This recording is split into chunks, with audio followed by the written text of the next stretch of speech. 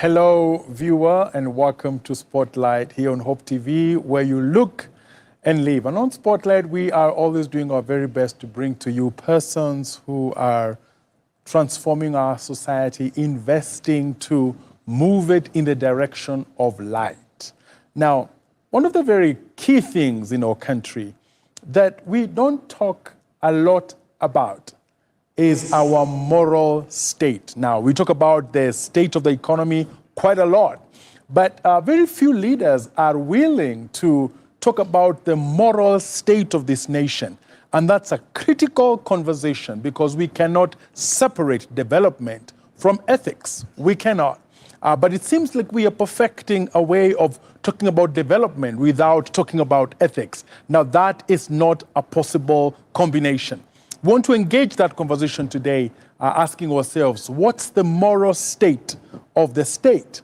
And to guide us in this conversation this evening is a person who is very passionate about ethics, very passionate about national morality. And he has invested quite a lot in terms of curriculums, in terms of trainings, in terms of just speaking to leaders in this country and across the continent and the world. And that's none other than Dr. Tim Mwangi, who is the Vice Chancellor of International Leadership University, and he'll be taking us through this conversation of the moral state of the state. Dr. Tim, welcome. Thank you very much. I think I should just update that and say Professor. Professor Tim, congratulations on that. Thank you, thank you. Yeah, I mean, the last time you were Dr. Tim, now you are Prof. Well, God's unmerited mercy. But you deserve congratulations, and I think when we call you Prof, we really are, that suits you totally well. Thank you. Yes. Thank you. So welcome. Yeah, thank you and good evening, viewers. It's an honor to be here and looking forward to a good conversation on a very, very pertinent issue that I'm passionate about.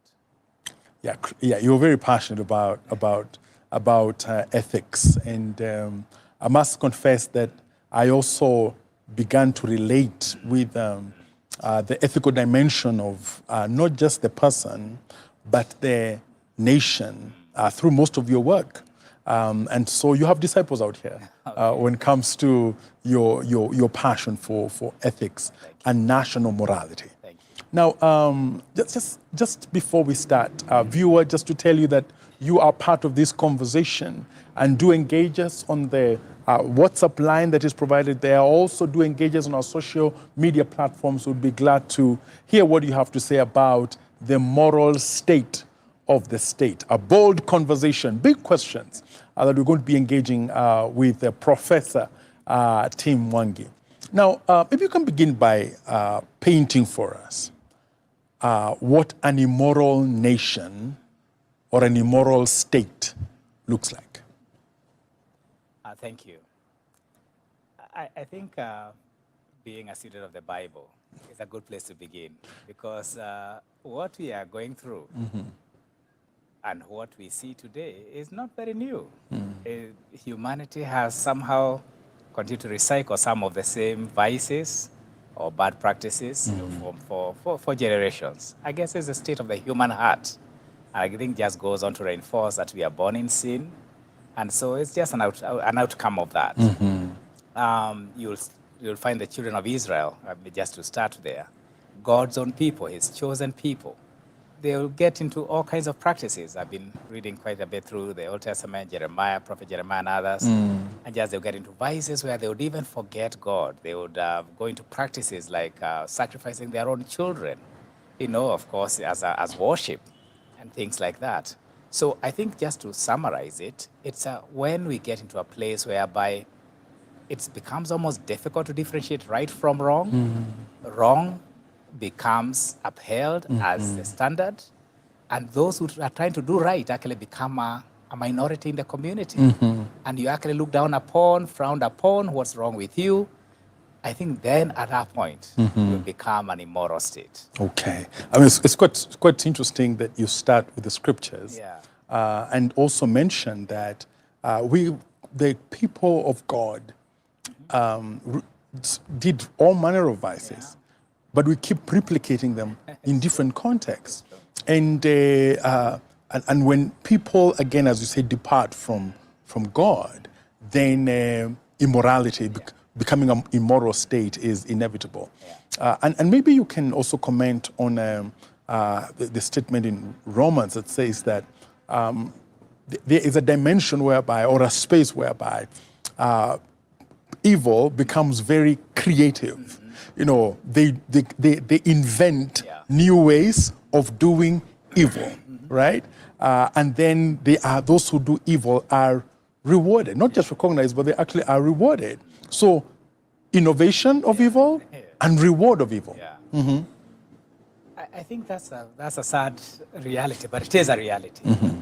That what we lack, even when you talk about nailing, there's no creativity, it's not innovation. Only that we do use it for the wrong things. We use it for destruction, we use it to steal, to disenfranchise organizations, or the state for that matter. You know, so God has given us those creative abilities. They are there, if only they were applied to the right things.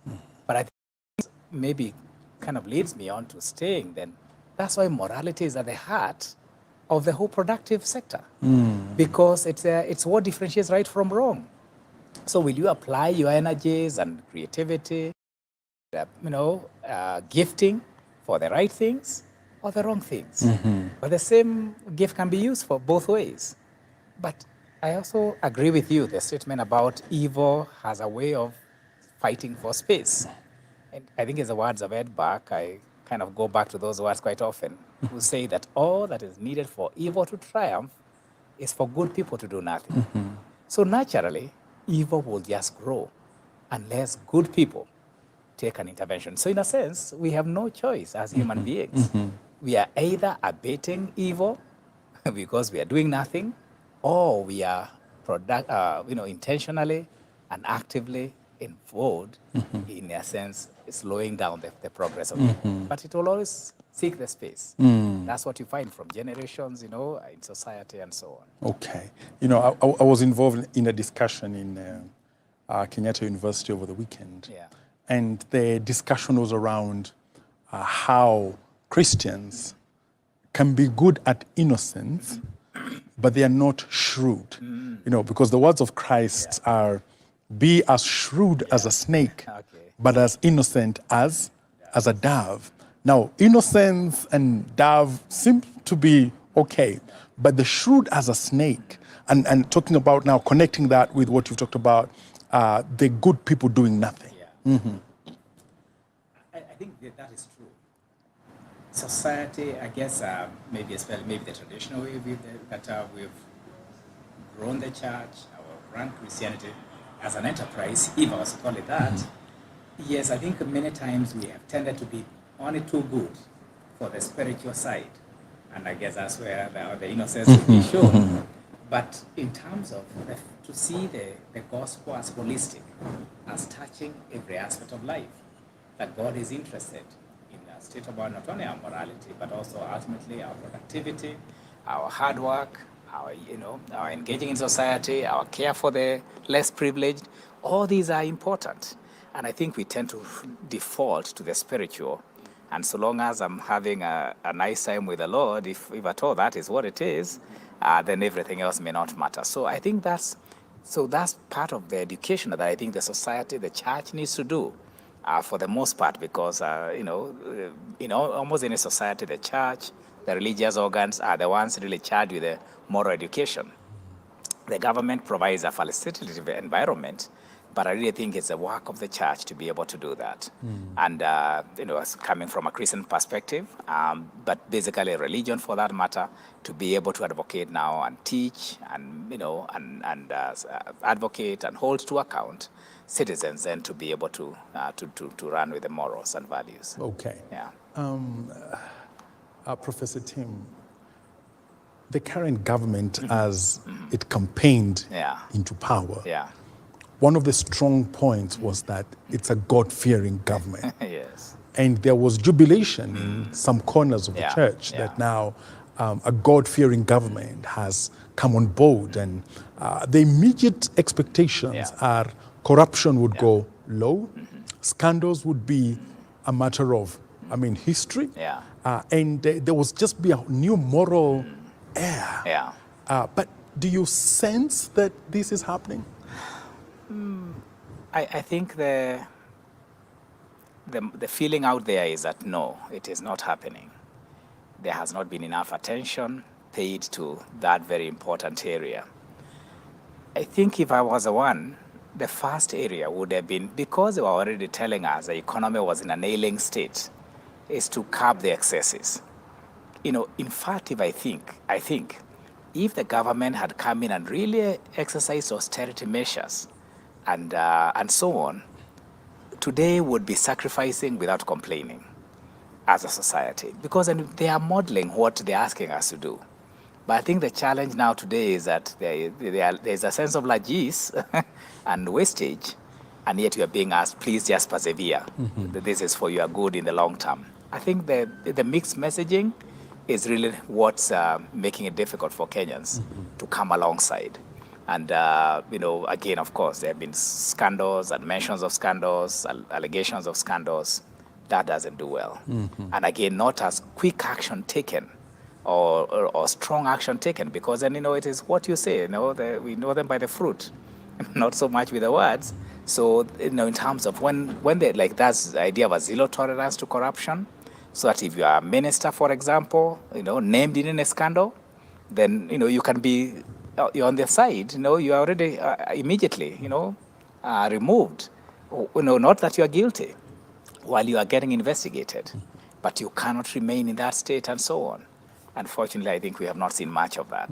So that, I think, has been a sense of letdown, and therefore then the consistency of, what during the campaign messaging and today, I think there's a gap there. Okay. That I think the government needs to pay attention to. You're talking about a gap. Yeah. And our deputy president is renowned in the public space as one who says, I'm a truthful man. Yeah. But now let's assess now this truthfulness of a man vis-a-vis the truthfulness of the government. And you've talked about a gap between the promises made and the way government is being run now. What does a truthful government look like? Or you can spin that and maybe also say, what are the advantages of a truthful government? You see, everything in society runs on trust. Business, governance, family, every enterprise is built on trust. Even education, which I'm in at the International Leadership University. Parents trust us that what we promise is what we are going to deliver to the students. The moment they begin to hear grumbling from the students, already we are eroding that trust factor. So, and I think we have realized that. Even taxes are not paid because they are laws. It's because people trust the governance of the country. When there are question marks around that, then compliance becomes difficult. Sometimes people would even, out of anger or whatever, or frustration, close down businesses so that there's no more taxes being paid. So the trust factor is key. And trust, of course, is built again on truthfulness, honesty, integrity, that your word is your bond. So when you erode trust, or public trust in this case, and furthermore, it's very hard to regain it. Once you lose it, you'll have to work for a lifetime, possibly, to regain it. Easy to lose it, very difficult to regain it. And I think that's, unfortunately, is what's happening. There is a very, very quick loss or degradation of public trust. And when there is no trust, then everything else begins to fall apart. And when you talk about trust, trust deficit, and the consequence of things falling apart, when people can't trust their leadership, their government, we will loop it to promises. Because there were grand promises. Still today, there are still more promises being made. In a month, this will happen. In 6 months, this will happen. In a year, this will happen. And there's a certain swiftness in promising that sounds more political promising than one that is based on, as we said earlier, truth. I think my advice would be work with quick wins, small quick wins, because then trust begins to get rebuilt. We can refuel that trust or tank or reduce the deficit if we begin to see quick wins that are realistic. So being careful, not to overpromise, and then deliver on what you've promised. And so people will say, okay, at least we are beginning to see something, and so on, because then it's a perception. You see, the whole thing partly is a perception again. It may not necessarily be that there is as much wrong going on, but the perception out here is what is now eroding that trust and quotient and so on. So I think, yeah, if there was less promises, deliver more on the promise, and also action sometimes. Even when you're not saying anything, but the actions speak for themselves, and the whole adage that actions speak louder than words. So maybe less talking, more action. Okay. Yeah. Talking about too many promises that are not finding fulfillment in the context of where they're given. Let's just project a little bit and think about towards the end of the 5-year period. And assuming that the promises have not been kept as had been made, then there would be a panic response. Yeah.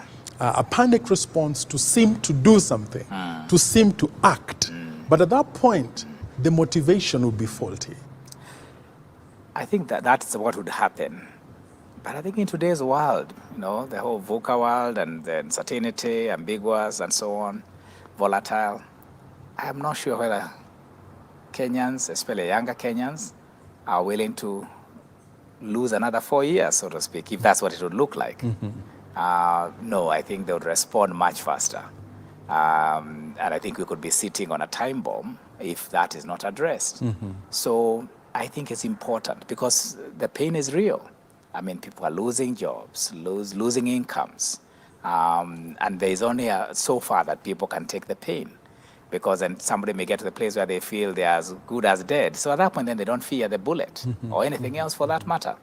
And, so though that is, I would just caution if any of our government leaders are listening, that I think it's important to really put the ear to the ground and so on. And I think to recognize then that, yes, we do need to rebuild that trust and be able to work towards, and especially, and it's not the difficult things, by the way.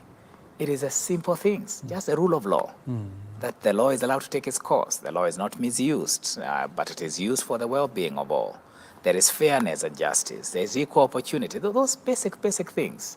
It is not rocket science. It's not the complicated things.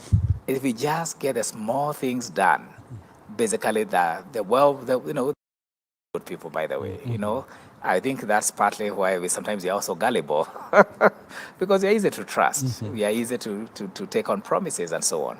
But there's a limit, and I think that's what we need to guard. I'm wondering if you were to be given opportunity to be in one of those offices. I mean, you say that it's not rocket science, but something seems to happen when you get into those positions. No matter how noble you are, something seems to complicate things all of a sudden. But let's stay with motive, because motive is critical. And I want to go back to where you began with scriptures. And let's John 3:16, for God so loved. The motivation is love that he gave. And sometimes we are struggling to understand the motive of our political leaders. Sometimes it's hard to locate it. And sometimes there's a certain way in which we think it's very self-centered. How do you assess, Professor Tim, as they do all the things that they do, how do you assess their motive? Since you alluded to a question, although you didn't complete it, about public service, I'm usually very clear. If I'm not a politician, so I don't expect to go into elective politics, But if it was a chance to... What it takes is a phone call. It doesn't... Not quite. It doesn't... But, it takes a phone call from a certain house. Oh, and sure. you can't say no to that. Anyway, No. just go ahead. But in terms of public service, I would be interested. And I usually say, I will not go to the Ministry of Finance where there is big money, or Ministry of Education with the biggest budget, or Ministry of Agriculture. I would like to go to the Ministry of Culture and Social Services. It's the smallest ministry, you know, it's looked down upon. It's where sometimes people are thrown when they are not done well. But that's where we are ailing. It's the wrong culture. And if we can fix that, and that's why I'm excited about this topic of morality, because that's why it is homed.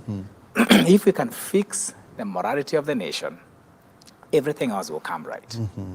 You know, businesses will do things the right. People will do business the right way. Taxes will be paid. You know, there'll be no shortcuts. There'll be no goods that are not good for consumption. All kinds of things, and wastage, and all those things that really are the product of, or the byproduct of wrong motive. So that's what I would like to do. And I would not want anything else. If I can fix that, then I would feel interesting. Yeah. Yeah, I mean, that's quite a perspective there. It is, and I do remember in one of the African countries, you know, meeting up with a minister, a cabinet minister, who had just been demoted to that country's Ministry of Culture. And they had come, of course, from a prestigious Ministry of Transport and so on, where there is big money and big deals. Big visibility. Yes. Yeah. And because the person had been demoted, because they insisted on doing things the right way. Only that they didn't know that the players were the president's friends, so they found themselves in this ministry. And of course, they were very discouraged and saying there's a reward for doing the right thing. And I told them, no, we were a group of us, and told her, it happens to be a lady, you know, this is the best ministry, because the very problem that you're complaining about of corruption, of bad practices, this is where it's fixed. So you're in charge of that. And we began to engage, you know, for quite a period of time. We were actually involved in training leaders and conscientizing them about the need for morality in leadership and things like that. Yeah, but to your second question, your broader question was about motive. It's difficult to judge. It's difficult to tell. You know, the Bible talks about that, you know, the motive of another.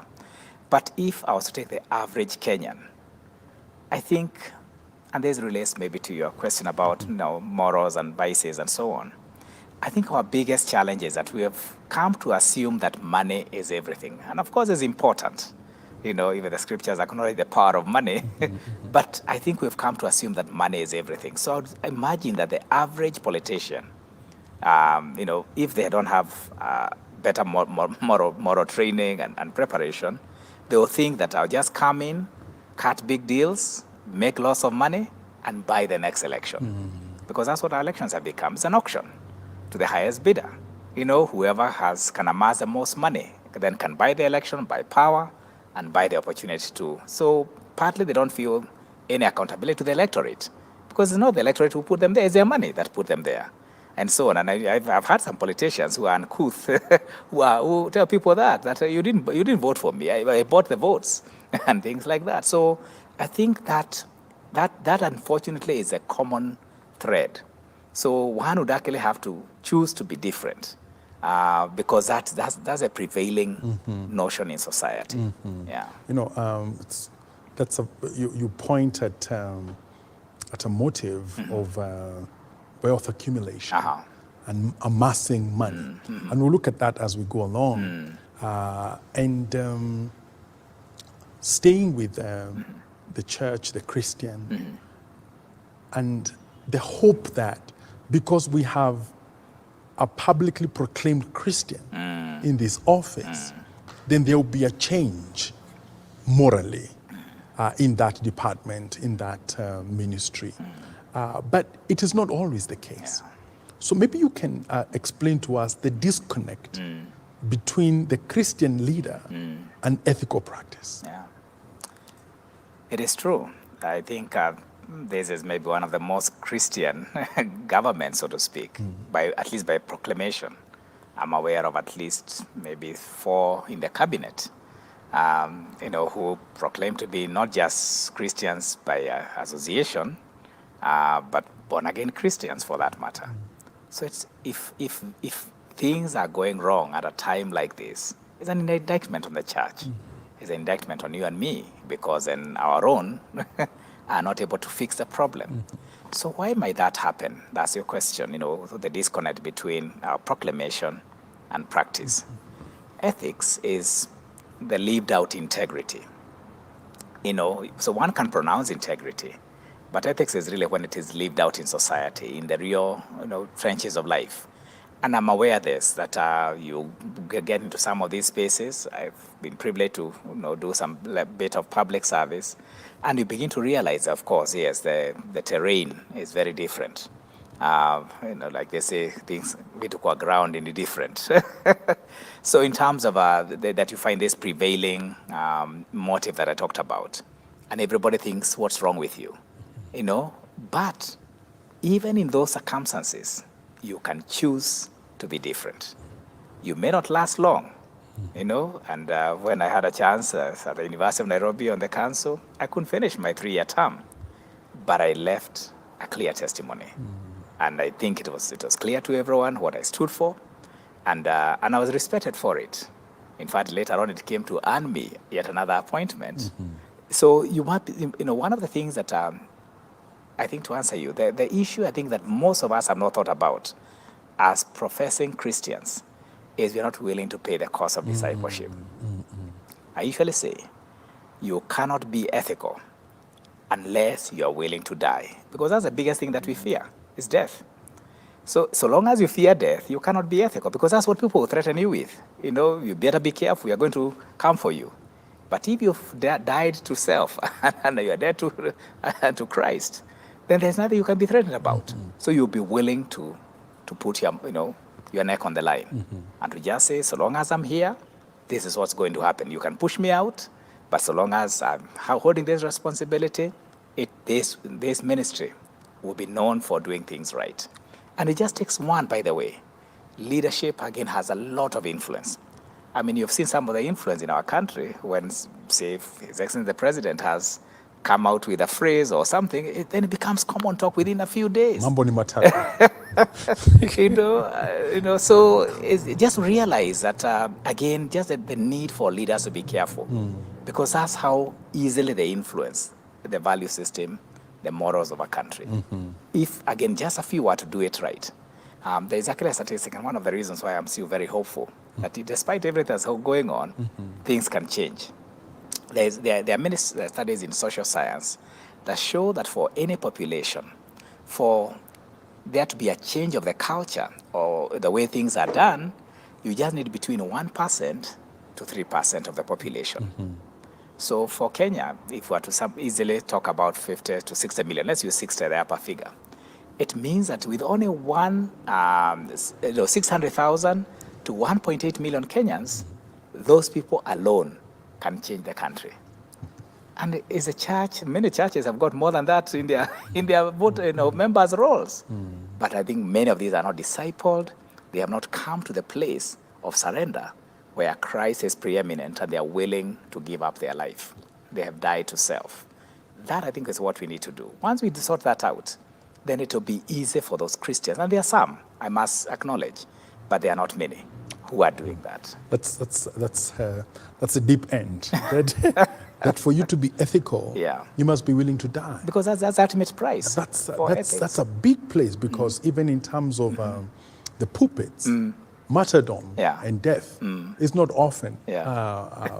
It's not often referenced. Okay. Now we are talking about abundance, but martyrdom and that selflessness is hardly talked about. But we'll take a short break. But just before you do, I can just add, all right. very briefly.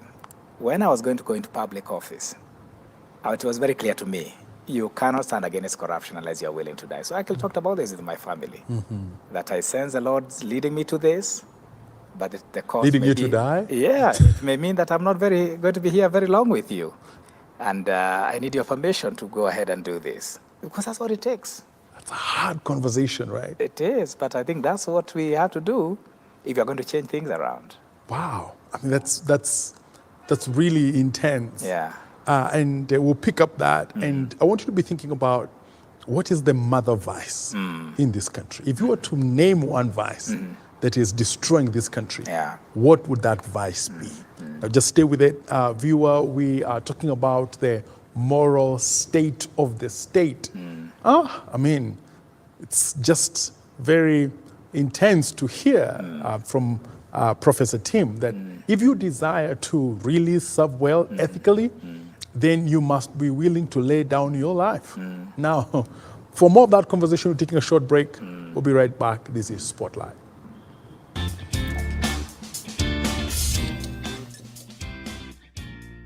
In order to keep hope alive in the airwaves, Hope Media has a couple of initiatives. Friends of Hope. Friends of Hope is you and I forming a team of well-wishers and volunteers who give in cash and kind to support in spreading the gospel at Hope Media. Currently, Hope Media is running a campaign under Friends of Hope dubbed 100 for 1. Through the campaign, Hope Media is asking Hope FM and Hope TV listeners and viewers to give just 100 shillings in order to reach one more soul with the message of hope and the gospel. Engage with us on our social media platforms at Hope FM Live and at Hope TV Kenya. Kuwa rafiki mso leo.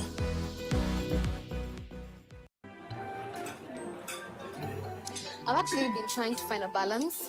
It's been really tough and hectic, but everyone says once you get a hang of it, it becomes better, and I don't know, but I'm hoping to find a balance soon because it's really been hectic. But you've been in the job industry for a long time, so I think you would know better. Sindio? Huh? What time is it? I need to catch up on Leadership Forum. Did they have a radio here? Never mind. I brought my own. No way. You can't be serious. Wait, why do you have a radio and you can just catch up with the shows on Hope FM podcast? Really? Even Meet of the World? Yeah. I mean, you can find them on whatever platform, name it. AfriPods, Google Podcasts, Apple Podcasts, Spotify, you name it. But I'm not subscribed on any of them. So no worries. You can just check out the latest episodes on hopemediakenya.org. You can now listen to select Hope FM programs on your favorite podcast streaming platform or directly on our website www.hopemediakenya.org. Listen and live.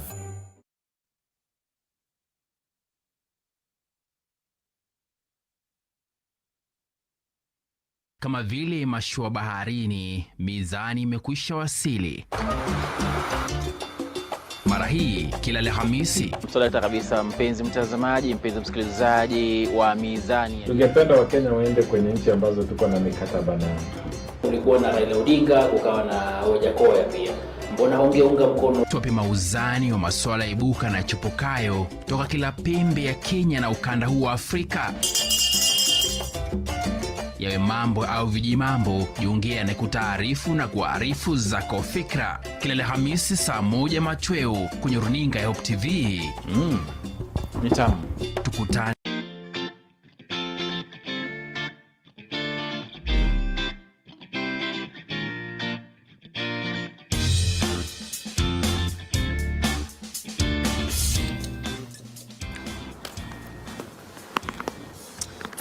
Welcome back. This is Spotlight here on Hope TV, where you look and live, and we are talking about the moral state of the state. And guiding us in this conversation is our guest on this edition of Spotlight, Professor Tim Mwangi, who is the Vice Chancellor of the International Leadership University and also an ethics champion. And again, you are welcome to be part of this conversation. Do engage us on the WhatsApp line that's provided and also on our social media platform. I mean, morality, nationality, morals, and nations. There must be, especially morality and our nation, it's a conversation we must have continually. And not just on small platforms, but on big platforms, because the liberation we seek, we cannot find if we are trapped ethically. Now, Professor Tim, before we went for the break, you were saying something very intense, that the war against corruption in this country is so intense that you can lose your life. I mean, of course, you can lose your status, you can lose your job, but you can also lose your life. Oh, yeah. I mean, that tells you who rules here, right? But from your experience and from your analysis, what would you name to be the mother vice, and the vice that gives birth to all other vices? I think is when you stop fearing God. So the loss of the fear of God, because that's how impunity comes in. You don't care. Nobody can threaten you. You can take care of the judge, you can take care of the police, whoever, different authorities. And I fear that we have an element of that, where people no longer fear God. And in fact, when we had earlier tried to craft some values for Vision 2030, one of the first ones was actually God-fearing. Because when people are in power, the truth is that they have access to liberties, which they need sometimes to do their work, but then, of course, they can be misused. So I think for me, because a God-fearing leader will know that even if the human systems can't catch me, I'm going to give an account one day. And that alone would keep you humble, would keep you accountable, which is important, in terms of, you are talking about excesses of power. It is true, power can change you if you don't remember who you are, and the fact that you are accountable to God ultimately. I think when that is lost, everything else comes in. So all the other vices that you talk about and so on is because God is no longer Lord over the nation, over the society, over the individual. Oh, yeah, I think that's profound. That faithlessness, you don't fear God anymore. Yeah. And that becomes now, you can do anything, for your own sake, for your own satisfaction. And you say that we are already there to some level. Now, let me ask a question. Because sometimes our goodness is separated from faith and religion. You can be a good person without necessarily being religious. Do you, and then you say that lack of the fear of God is the mother vice. But how do you now reconcile this with nations where people do not really fear God? They don't have that faith as we know it. They actually are pretty secular, almost atheistic. But they run amazing systems. As far as governance, as far as running a nation is concerned. I mean, they have everything else going right, but they are strangers to the faith. How would you explain that? I think two things. One is to recognize that their foundations were the faith.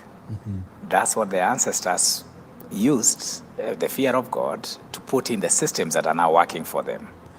Of course, the culture came in, whereby they built now the culture, and I talked about just a small number can influence culture.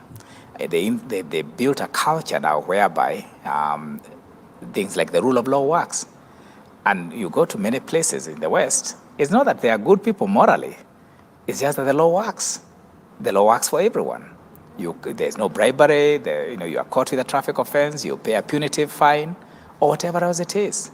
So people, that puts a restraint, again, because we talked about how man is sinful. So I think, unfortunately for us, things don't work. You may remember when we were a very optimistic nation in 2002. People were hopeful that with a new system again, that things would change. Of course, and you remember citizens apprehending even the police who are taking bribes because they were hoping that the system would hold together. When they realized that same people are walking and back on the road the next day, again, that is lost. So that's why I was saying that it is not the complicated things. It is the simple things. Just get the rule of law, to work. People are on time. Service is delivered promptly. Whatever, you go to every government ministry, there is always this, service charter. It's just that nobody follows it. You simply do that. I mean, you think about the people who made an imprint, like the Honorable Michuki, the late Honorable Michuki. It's not that he did very complicated things. He just went and found, already there was a law around that, and the issues of seat belts, And he just made it work.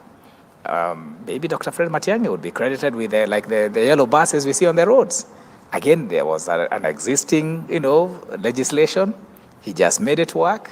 And so it's the simple things that begin to create that impression. Yeah. All right.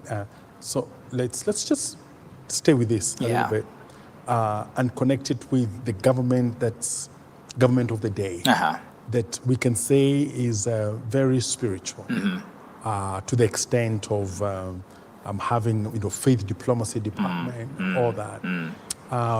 But in the future, is there a possibility that a less faith-leaning government will achieve more for this country? Yes, it's possible. I mean, you think about the transformation of countries like Singapore. There were not necessarily, there were many believers working behind the scenes, but the political leadership was not necessarily Christian. In fact, it was Buddhist for that matter. But again, they just put in systems, the rule of law, and so on, predictability, but they were also willing to be accountable and were humble. So I think it's, as I said, it's a very sad state that we have many believers, professing believers, in government today, and yet we have not felt a sense of hope that things are turning for the better. And I fear that might attract God's judgment as well on the nation, because we cannot use God's name in vain. It's one of the commandments. Don't use the name of the Lord in vain. So if you don't really mean it, you'd rather not do it. But to keep pronouncing the Lord's name, if we don't really mean it, I think God is not going to leave that. He jealously protects his name. So that there is a concern there. Yes, but it is possible that less, spiritual people could do more if they simply do the things that work. Put the basics in place. And again, it is possible to pronounce spirituality and so on, but again, what's the fruit?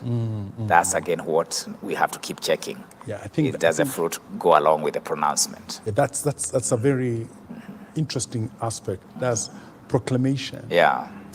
Is it useful, or how useful is it? If does it in any way support fruit? Does proclamation support fruit or outcome? And staying with these as well, you don't need to go too far. We have nations which really pronounce their faith. For instance, the United Arab Emirates.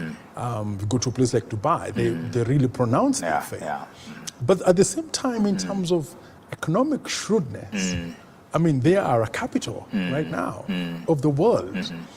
Here we are also, I mean, having a lot of faith, but we are a begging nation. Every trip is a begging trip. I mean, just help us, Professor Tim. Africa is very endowed, Kenya included. And God makes no mistake, again, he's a good steward. So if he chose to put a lot of his minerals in our ground, in Africa, rainfall, good places with good rainfall, good weather, beautiful sceneries, all that stewardship is not for nothing. God gave it to us so that we can steward it back for him and his purposes. So I believe that God expects a lot of us. And it is unfortunate that, yes, I mean, now the sense of being so, that God has, in a sense, trusted all of this to us, has not resulted in quality living for our people. But again, it is the basic values. Quick illustration. Last Saturday, I happened to be part of a group of leaders who lead organizations called a CEOs Association. And we were chatting and talking. And I asked a question, what is the one thing that if it changed right now would bring the biggest overall improvement in your industry? And there were CEOs from very different sectors, varied sectors. And I would have actually expected that one of the first ones would be the economy change. Nobody mentioned the economy. The economy is an outcome. So people talked about integrity, work ethic, value of customers or the people, ownership of what people do. It's the values.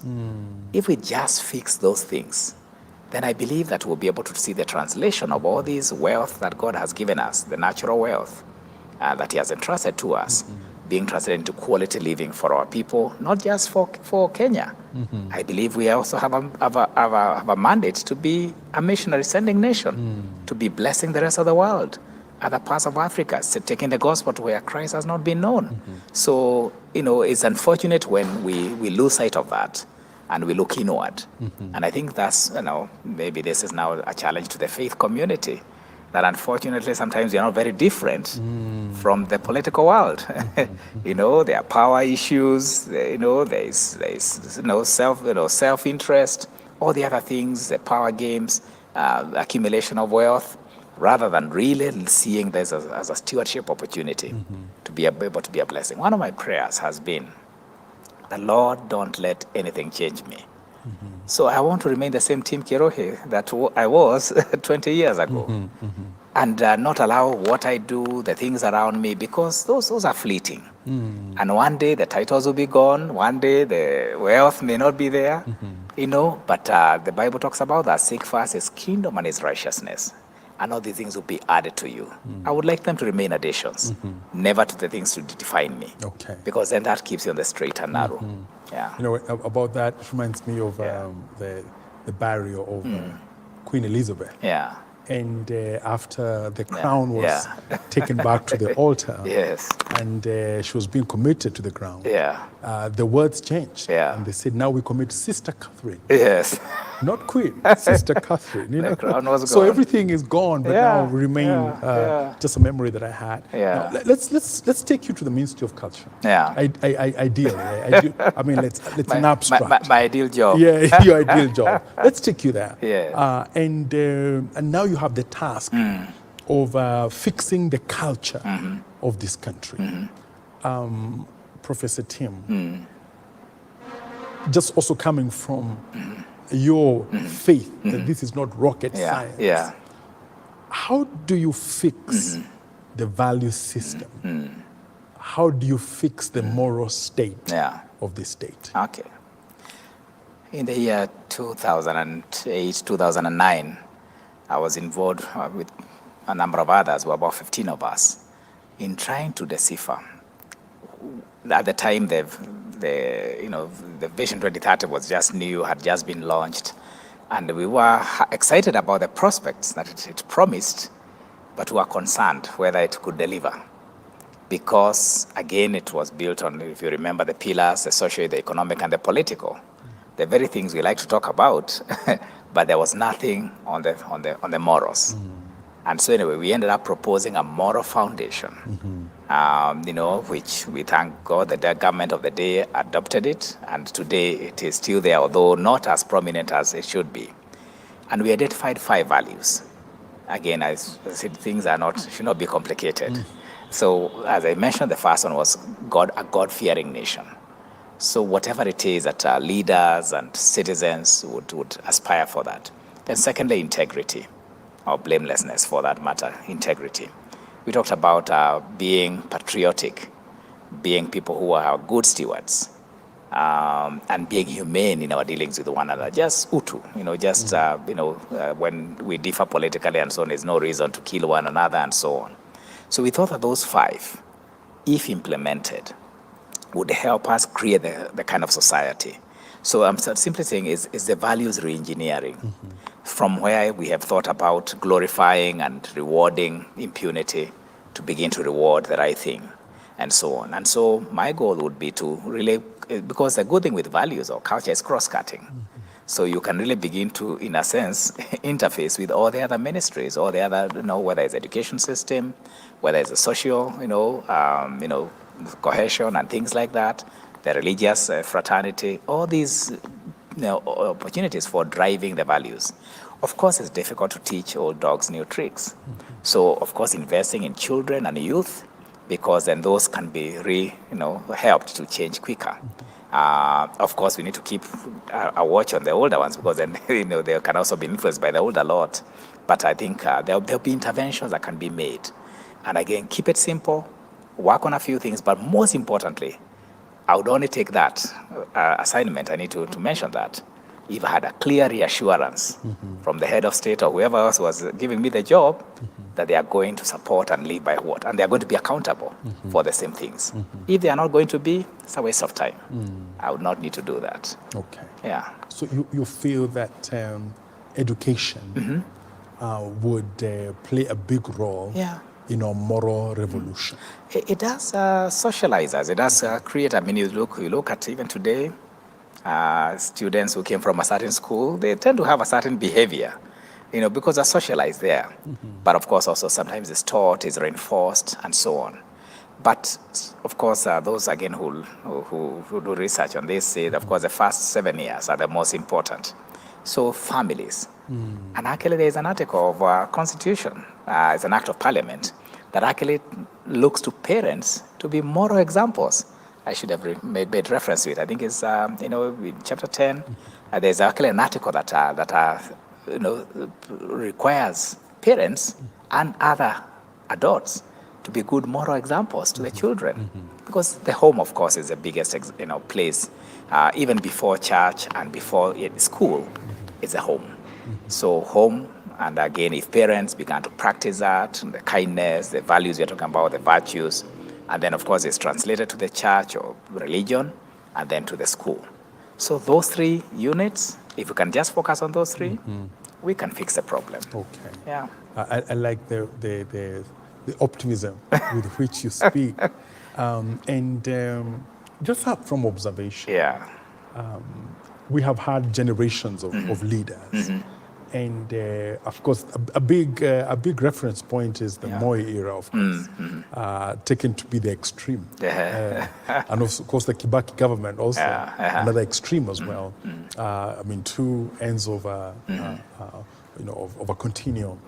But are you seeing our leaders changing significantly to lean towards an ethical leadership? Or are we stuck? I am not sure that there is much yet in the political side.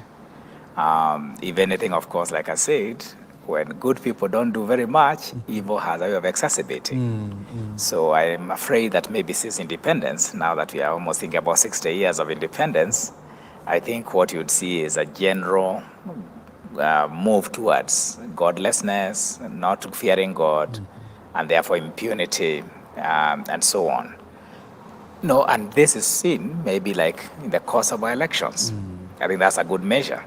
That today to be just an MCA, you have to accumulate so much money that you cannot get by fair means, or to be a member of parliament. So that already begins to lock out good people.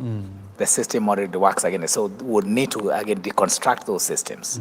And it is possible. Some people have done it, whereby the elections were never about money or any other influences, but Christians chose to support some of their own. There are congregations that have done that, and influence who became their local MCA and things like that. So they would need to deconstruct some things. But I don't see much. I think that's the truth. Because evil has just a way of growing. But I think the intentionality of effort is what we need to grow. Again, by the good people, so to speak. What interventions can we make? And the reason partly I don't easily give up or feel hopeless, unlike, of course, unfortunately, many Kenyans, is I keep trying to influence what I can where I am. That, I think, is what God expects of each one of us. So where you have opportunity, whether it's in the local neighborhood, where you live, because there are moral things that can be, or immoral things that can be going on there. So intervene, be a voice of reason, be a source of light and salt, be light and salt there. Or whether it's the institution where you are, the sector that you are in now, education for me, what can I do to be a guiding light, so to speak, and so on. So that when you're doing something, you cannot quite completely get discouraged. I would really like to talk to every Kenyan who feels right now hopeless or discouraged. I don't know that it is possible for us to do that as Christians. We should not allow ourselves to get there, because God is on the throne, and He promises to work through us if we are available and faithful. The results may not be immediate, so we may not have much to show for it, but we know that we'll get His well done, good and faithful servant. That we need to do. Great. Yeah. It's a very insightful conversation. Yeah. And it's amazing just how quickly time runs. Yeah. And I just like the way you've appealed to the people that where you are, just be light where you are and take that space seriously. Yeah. At the same time, you did caution us that be ready, to pay the price. Yeah. Without paying the price, there will be no transformation.